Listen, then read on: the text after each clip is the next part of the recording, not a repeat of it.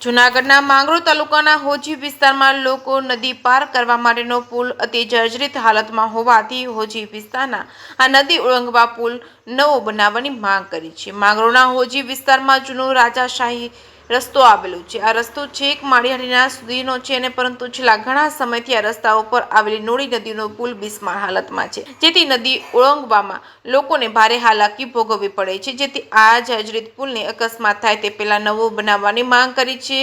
ઉગ્ર આંદોલન થાય તેવી ચીમકી ઉચ્ચારી છે। જે કેસ ન્યૂઝ સાથે વિનુ મેસવાણિયા, માંગરોળ।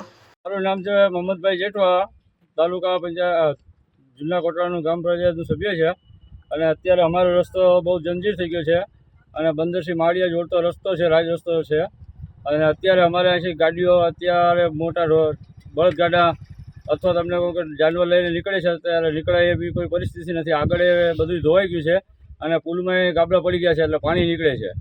આવી અમારી માંગ છે કે વહેલામાં વહેલા તકે આ અમારું કામ પૂર્ણ થાય એવી અમારી માંગ છે સરકારશ્રીને। મહાવીરસિંહ માધવસિંહ ચુડાસમા, જુનાગઢ જિલ્લા સેક્રેટરી, આમ આદમી પાર્ટી, માંગરોળ।